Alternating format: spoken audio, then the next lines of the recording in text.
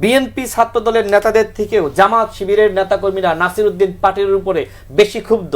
NCP আজকে জামাতের প্রোম্যাক্সে পরিণত হয়েছে। দেখেন, নাসিরউদ্দিন পাটোয়ারি যে মসজিদ ভিত্তিক রাজনীতি শুরু করেছে, ভারতে কিন্তু বিজেপি মন্দির ভিত্তিক রাজনীতি করে। ভারতে বিজেপি বলে যে এই দেশের যারা হিন্দুরা রয়েছে আমাদের সবাইকে একতাবদ্ধ হতে হবে ওই সংখ্যালঘু মুসলিমদের বিরুদ্ধে। ঠিক একইভাবে দেখেন, নাসিরউদ্দিন পাটোয়ারি একটা বেসরকারি টেলিভিশনের টকশোতে বলেছে এদেশের হিন্দুরা ভোট দিয়েছে বিএনপিকে, এবং তিনি আরো বলেছেন এদেশের মুসলমানদেরকে একতাবদ্ধ হইতে হবে। ওই বিজেপির সুর আর এনসিপির নেতার সুরের ভিতর কোনো পার্থক্য খুঁজে পান?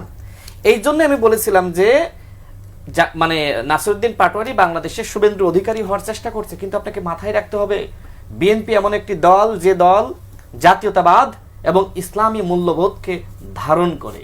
ইসলামের সাথে সাংঘর্ষিক কোনো উদ্যোগ বিএনপি অতীতেও কখনো গ্রহণ করে নাই, ভবিষ্যতেও করবে না। বিএনপি এমন একটি ছাতা যে ছাতার নিচে মুসলমান, বৌদ্ধ, খ্রিস্টান, হিন্দু সকল ধর্মের মানুষ বসবাস করতে পারে। আর এনসিপি এখন নতুন একটি দল, তারা এমন একটি ছাতা হওয়ার চেষ্টা করছে যেখানে শুধু মুসলমানরাই থাকবে, যেটা নাসিরউদ্দিন পাটোয়ারির বক্তব্য যদি আপনি বিশ্লেষণ করেন। দেখেন, এদেশের মুসলমানদের ভোট কিন্তু নানান ভাগে বিভক্ত। এনসিপি চাইলেও বিজেপি হইতে পারবে না, জামাত চাইলেও বিজেপি হইতে পারবে না, কারণ মুসলমানরা যে জামাতকেই ভোট দেবে, এনসিপিকেই ভোট দেবে তার নিশ্চয়তা কি? কারণ বিএনপি তো আর মুসলমান বিরোধী না, বিএনপি তো আর আসলে ইসলাম বিরোধী না। বিএনপি ইসলামকে ধারণ করে, লালন করে, পালন করে। এবং বিএনপির নেতৃবৃন্দ আপনি দেখবেন যে আওয়ামী লীগের নেতৃবৃন্দ যে ধর্মনিরপেক্ষতা নিয়ে বেশি কথা বলতো না, বিএনপি দেখবেন এই ধর্মনিরপেক্ষতা এই শব্দটা বিএনপির ধারে কাছেও যায় না।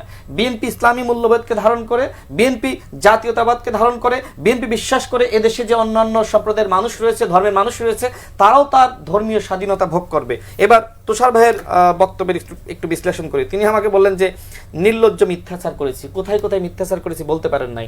শোনেন, মিথ্যাচার নাসিরউদ্দিন পাটোয়ারি করেছে, মিথ্যাচার করেছে আপনার বিভিন্ন দলের বিরুদ্ধে, নেতাদের বিরুদ্ধে। আমি মনে করি বিএনপি ছাত্র দলের নেতাদের থেকেও জামাত শিবিরের নেতাকর্মীরা নাসিরউদ্দিন পাটোয়ারির উপরে বেশি ক্ষুব্ধ। এখন তাদের ভিতরে হয়তো প্রতিযোগিতা শুরু হয়েছে। জাতীয় নির্বাচনে জামাত ইসলাম তাদেরকে আসন ছাড় দিয়েছিল, তারা এমপি হয়েছে কয়েকটা আসনে।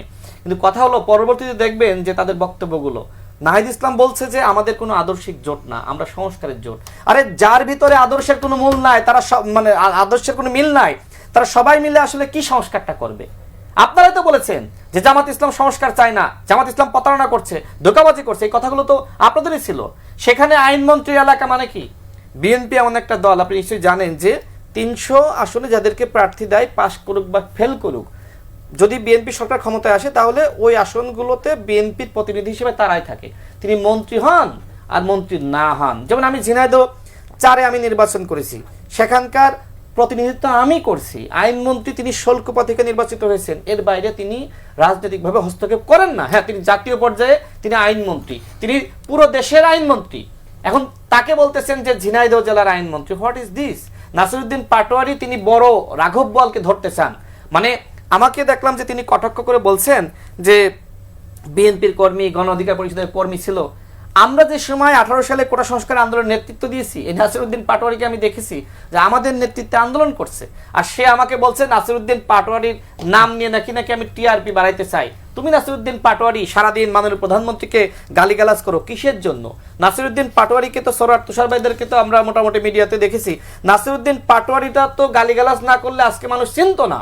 আজকে যদি সংস্কার মানে গালিগালাজ, সংস্কার মানে চরিত্র হনন করা, সংস্কার মানে মিথ্যাচার করা, ভাই এইটা তো কোনো নতুন রাজনীতি হইতে পারে না। এনসিপি আজকে জামাতের প্রোম্যাক্সে পরিণত হয়েছে। এনসিপি বাংলাদেশে কোনো নতুন রাজনীতি করছে না। তুষার ভাইকে ধন্যবাদ জানাই। আমি জানি না তিনি এখন কেন আসলে মানে জামাতের যে অপরাজনীতি, সেই অপরাজনীতির বিরুদ্ধে কথা বলছেন না।